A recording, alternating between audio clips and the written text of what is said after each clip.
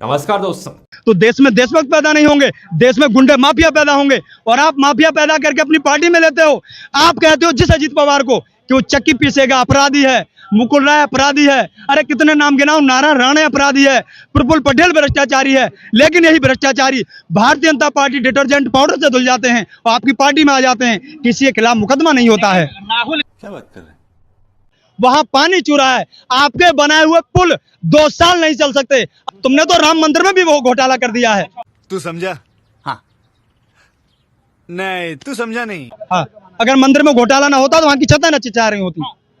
तो है गाइस, फिर से आगे एक और न्यू वीडियो के साथ। शुरुआत में ही भाई ने हिला दिया मोदी और पूरा बीजेपी नेताओं को। दोस्तों ये वीडियो बहुत ही इंटरेस्टिंग होने वाली है, तो वीडियो के अंत तक जरूर बने रहे। तो चलिए बिना कुछ टाइम वेस्ट किए वीडियो को यहीं से स्टार्ट करते हैं। पिक्चर चालू करो बे। नमस्कार, आप देख रहे हैं DS4 और मैं हूं आपके साथ विनायक कुमार। राहुल गांधी ने साफ तौर पे कहा है कि मैं माफी नहीं मांगूंगा, चाहे कुछ भी हो जाए। बीजेपी सिर्फ मुद्दे से भटकाना चाहती है। अब इस चीज को लेकर आम जनता क्या सोचती है, आम जनता से जुड़ते हैं, उनसे बातचीत करते हैं। क्या नाम है आपका? अब नाम ना पूछिए, सवाल कीजिए। क्या बात है सर, क्या बात है सर। क्या कहेंगे? राहुल गांधी ने साफ तौर पे कहा है कि मैं माफी नहीं मांगूंगा। माफी क्यों? माफी राहुल गांधी जी को नहीं, माफी भारतीय जनता पार्टी, माफी प्रधानमंत्री नरेंद्र मोदी जी को मांगनी चाहिए। मगर क्यों?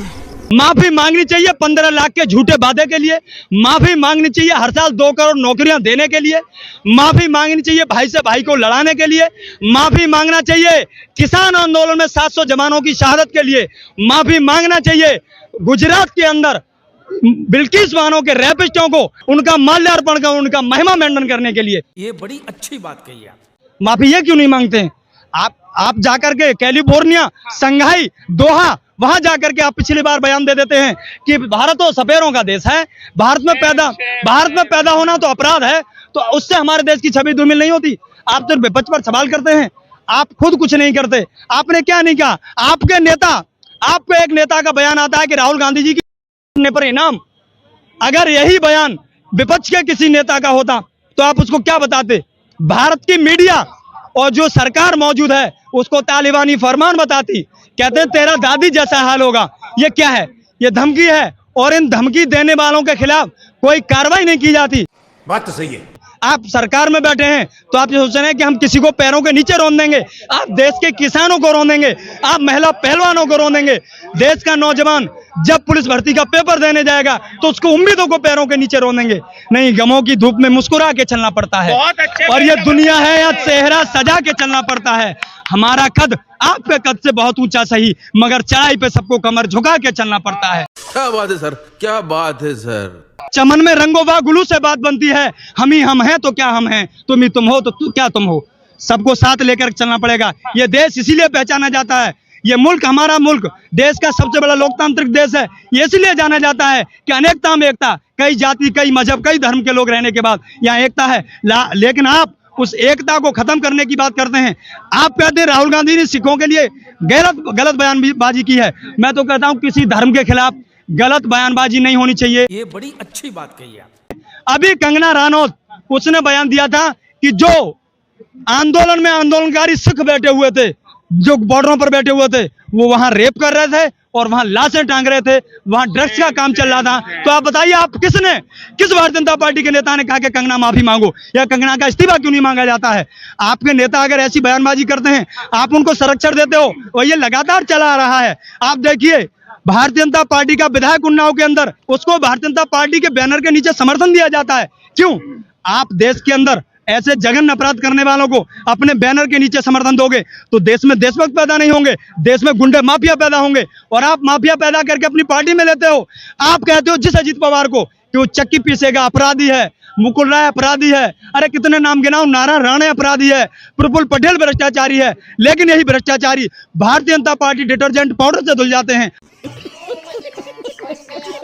आपकी पार्टी में आ जाते हैं, किसी के खिलाफ मुकदमा नहीं होता है। राहुल गांधी पर साफ तौर पर कहते हैं कि देशद्रोह का मुकदमा लगना चाहिए, उनका पासपोर्ट कैंसिल हो जाना चाहिए। देशद्रोह का मुकदमा अगर किसी के ऊपर लगना चाहिए तो देशद्रोह का मुकदमा भारतीय जनता पार्टी को उस बदजुबान सांसद के ऊपर लगना चाहिए। यही नहीं, अभी और सुनिए। जिसने देश के लोकसभा में एक हमारी जो देश की एकता और अखंडता है उसको धूमिल करने का काम किया, एक जाति विशेष के लिए इतनी गंदी गाली दी जो सड़क पर कोई नहीं दे सकता है, उसने सदन के अंदर वो गाली दे करके हमारे देश की लोकसभा की कार्यवाही चल रही होती है, पूरा विश्व उसको देखता है, इससे हमारे देश की छवि धूमिल होती है। अगर उनको सजा देनी चाहिए राहुल गांधी जी की जगह। लेकिन साफ तौर पर राहुल गांधी जब विदेश जाते हैं तो चीन की अगर तारीफ करेंगे तो भारत में तो विरोध होगा। नहीं। अभी मैं जो हमारे देश के विदेश मंत्री एस जयशंकर हैं उनका बयान सुनाता हूं। उन्होंने क्या कहा है कि हम कई वर्षों तक चीन के मुकाबले नहीं पहुंच सकते, हमारी जो इकोनॉमी है चीन के मुकाबले नहीं है, हम चीन से संबंध भी नहीं खत्म कर सकते। आपका नेता बयान देगा यानी तुम्हारा कुत्ता मेरा कुत्ता कुत्ता और आपका टॉमी, ये नहीं चलेगा, सही पकड़े हैं। ये नहीं चलेगा। एक देश है, आप एक देश एक कानून, one nation one rules, one nation one election नहीं, देश मांग करता है one nation one rules, one nation one education. अगर एक 5 किलो राशन वाला बच्चा अगर सरकारी विद्यालय में पढ़ेगा तो सांसद का बेटा भी सरकारी विद्यालय में पढ़ेगा, ताकि उसको पता चले गरीब के टैक्स का रुपया जाता है वो सही जगह जाता है कि नहीं जाता। क्या लग रहा है ऐसे में भारतीय जनता पार्टी क्या कांग्रेस का हवा बिगाड़ रही है हरियाणा के अंदर? भारतीय जनता पार्टी की वहां खुद हवा बिगड़ी हुई है। अगर हवा बिगड़ी नहीं होती तो आप मुझे बताइए, प्रधानमंत्री जी योगी आदित्यनाथ जी सब लोगों को वहां बुलाया जा रहा है, क्यों बुलाया जा रहा है? क्या है फेस, क्या है आपका? हरियाणा के अंदर आप एक बेटी से घबरा गए और उस बेटी से उस बेटी ने हरियाणा के भाजपा नेताओं को नहीं घबराया है, उसने विदेशी लोगों को घबरा करके देश को गोल्ड मेडल जिताए हैं। यही नहीं, अभी और सुनिए। वो तो बड़ी साहसी बेटी है, उस बेटी से पार जाने वाली नहीं है ये। भाजपा का सफाया होने वाला है। साफ तौर पे कहा जा रहा है कि राहुल गांधी देश के सिखों से माफी मांगो। क्या राहुल गांधी को माफी मांगना चाहिए या फिर नहीं, ये राजनीतिकरण? ये सिर्फ चुनाव के लिए राजनीतिकरण किया जा रहा है। मैं तो कह रहा हूं, किसने कहा कंगना रनौत से कि देश के सिखों से माफी मांगो? देश के किसानों से। ये जितने लोग यहाँ खड़े हुए हैं मैं जानता हूं इनमें 90% लोग ऐसे होंगे जो किसानी पर आधारित होंगे, और नहीं भी होंगे तो ये हमारा मुल्क कृषि प्रधान देश है, ना कि कुर्सी प्रधान। कृषि प्रधान देश में जो किसान है उसके लिए इस तरह की अभद्र टिप्पणी करना क्या जायज है? आपको सदस्यता लेनी चाहिए उसकी। और वो महिला सांसद वो कहती हैं कि आजादी 2014 में मिली है, उससे पहले तो भीख में मिली थी। तो ये हमारे देश के स्वतंत्रता संग्राम सेनानी जो बिना जाति बिना धर्म बिना मजहब के देखे हुए देश के पेड़ों पर फांसी पर लटका दिए गए, उनकी कुर्बानी को शर्मसार करने का काम करती है भारतीय जनता पार्टी। उनसे माफी क्यों नहीं मंगवाई जाती? क्या बात है सर, क्या बात है सर। आप उनसे माफी इसलिए नहीं मंगवाएंगे कि उन्होंने एक चोला पहन रखा है। वो चोला ऐसा चोला है, कुछ चोले कोड़ने वाला चाहे कितना ही बड़ा भ्रष्टाचारी है लेकिन वही देशभक्त है। नहीं, देश में रहने वाला हर व्यक्ति देशभक्त है जो देश से मोहब्बत करता है। और जाति धर्म की बात जो आप कर रहे हैं, जाति मजहब धर्म की बात आपने सिखों वाली की, कई लोग मुसलमान वाली बात करते हैं। नहीं, मैं तो साफ कहता हूं कि अगर कोई आपने जो है भ्रष्टाचार का जिक्र किया, साफ तौर पर नरेंद्र मोदी कहते हैं कि इस देश को 3 खानदानों ने बर्बाद कर दिया, उसको लेकर क्या कहेंगे? प्रधानमंत्री जी और भारतीय जनता पार्टी पूरी बौखला गई है। उनको पता नहीं हमें क्या बयान देना है।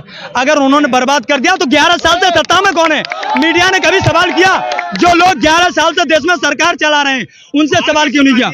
अरे जो लोग कहते हैं कि 60-70 साल में कांग्रेस ने बर्बाद कर दिया, 70 साल का बात करने वाले 7 साल तक अपना बनाया हुआ नोट नहीं चला सके, वो 70 साल का जवाब मांगते हैं। तो दोस्तों आपने देखा जैसे कि यहाँ के हर कोई सहमत है इस भाई की बात सुन के। आपका क्या राय है कमेंट में जरूर बताइएगा। और हाँ, एक लाइक और चैनल को सब्सक्राइब करना ना भूलिएगा ताकि अगला वीडियो आप तक जरूर पहुँच जाए। इसके लिए बाय, मिलते हैं अगला वीडियो में।